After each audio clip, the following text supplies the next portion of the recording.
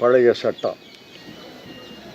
இதை போன்ற ஆளுநர்கள் வருவார்கள் என்று சட்டத்தை இயற்றியவர்கள் கற்பனை செய்து கூட பார்த்திருக்க மாட்டாங்க.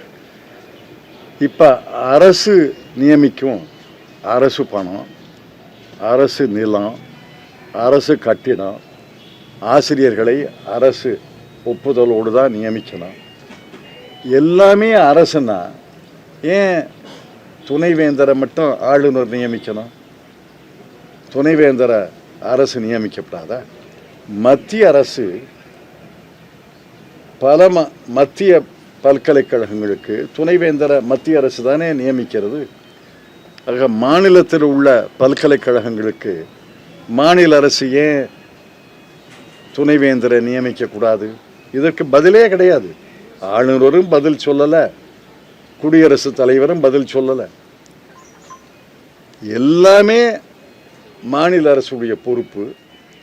நிலம், கட்டடம், சம்பளம், நியமனம் எல்லாருமே மாநில அரசுக்கு பொறுப்பு. ஆனால் துணைவேந்தரை மட்டும் ஆளுநர் நியமிப்பாரா? காலத்துக்கேற்ப சட்டங்களை மாற்றுவது என்பது இயல்பு தான். தமிழகத்தில் இப்போ அரசு ஊழியர்கள், செவிலியர்கள், பல்வேறு அரசு வேலை போராட்டம் நடத்துறாங்க.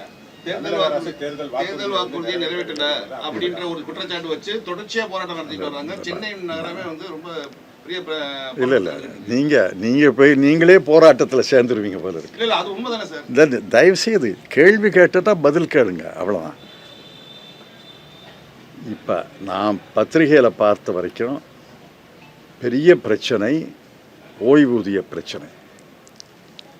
அதில் old pension system, new pension system என்று 2 சிஸ்டங்கள் இருக்கின்றன. நியூ பென்ஷன் சிஸ்டம் எங்களுக்கு வேண்டாம், ஓல்டு பென்ஷன் சிஸ்டத்துக்கு முறைக்கு திரும்பி போகணும்னு சொல்கிறாங்க. இதே கோரிக்கை நியூ பென்ஷன் சிஸ்டத்தை அறிமுகம் செய்தது வாஜ்பாய் அரசு. பின்னாடி வந்த ஐக்கிய முற்போக்கு கூட்டணி அரசு நியூ பென்ஷன் சிஸ்டத்தை தொடர்ந்தது.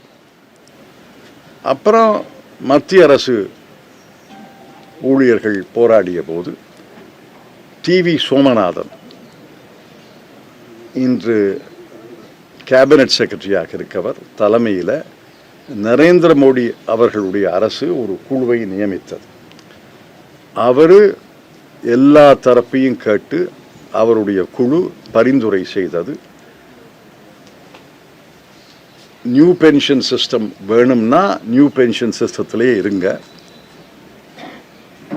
ஆனால் ஓல்டு பென்ஷன் சிஸ்டத்துக்கு பதிலாக யூனிஃபைட் பென்ஷன் சிஸ்டம் UPI என்ற ஒரு முறையை பரிந்துரைத்தார். அதை நரேந்திர மோடி அரசு ஏற்றுக்கொண்டது மட்டுமல்ல, அமல் படுகிறது. நியூ பென்ஷன் சிஸ்டத்தில் இருக்க விரும்பவர்கள் இருக்கலாம், ஆனால் நியூ பென்ஷன் சிஸ்டம் வேண்டாம்னு சொல்றவர்கள் UPI ஒருங்கிணைந்த பென்ஷன் சிஸ்டத்துக்கு போகலாம்னு கடந்த சில மாதங்களாக 8 மாதம்னு நினைக்கிறேன் நரேந்திர மோடி அரசு அவர்கள் அமல் செய்து வருகிறார்கள். இப்போ தமிழ்நாட்டில் ஒரு அதிகாரியின் தலைமையில் ககன் சிங் பேதி அவர் தலைமையில் ஒரு குழு அமைத்து நேற்று தான் அறிக்கை கொடுத்துருக்காங்க. அந்த அறிக்கையில் என்ன இருக்குன்னு எனக்கு தெரியாது, ஆனால் பத்திரிகையில் பல ஹேஷியங்கள் வருது. அந்த அறிக்கை வரட்டும், அந்த அறிக்கையில் அரசனுடைய முடிவு வரட்டும். ஆனால் என்னுடைய கணிப்பு என்னன்னா, மத்திய அரசு நரேந்திர மோடி அவர்களுடைய அரசு இன்று அமல் செய்கிற திட்டத்தை, புதிய திட்டத்தை ஒட்டித்தான் தமிழ்நாடு அரசு அறிக்கை இருக்கும் என்று நான் நினைக்கிறேன், நான் ஊகிக்கிறேன், எனக்கு தெரியாது, பார்க்கலாம்.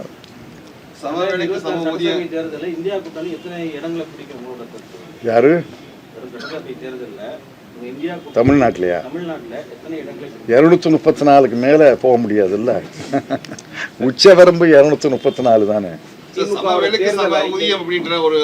திமுகவோட தேர்தல் அறிக்கை எந்த மாதிரி இருக்கும்னு நினைக்கிறீங்க?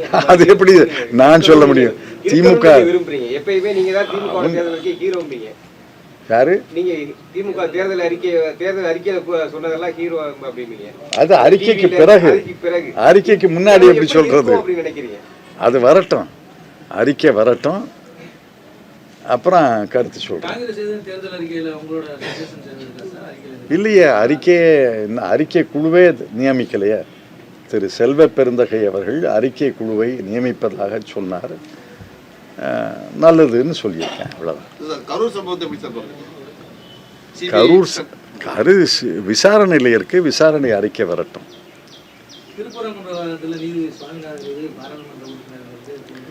நீதிபதியை பற்றி நான் கருத்து சொல்ல முடியாது. ஆனால் திருப்பரங்குன்றத்தில் பல்லாண்டுகளாக ஒரு பழக்கம் இருந்து வந்திருக்கிறது. அது ஹிந்து பத்திரிகையில் ஒரு 8 நாள் 10 நாளுக்கு முன்னாடி, ஒரு 20 ஆண்டுகளுக்கு முன்னால் வந்த செய்தியை கூட வந்திருக்கு. அதனால் என்னுடைய கருத்து என்னன்னா, எந்த பழக்க வழக்கங்கள் தொடர்ந்து ஒரு வழிபாடு நிலையத்தில் இருக்கோ அந்த பழக்க வழக்கங்களை யாரும் மாற்ற முயற்சிக்க கூடாது.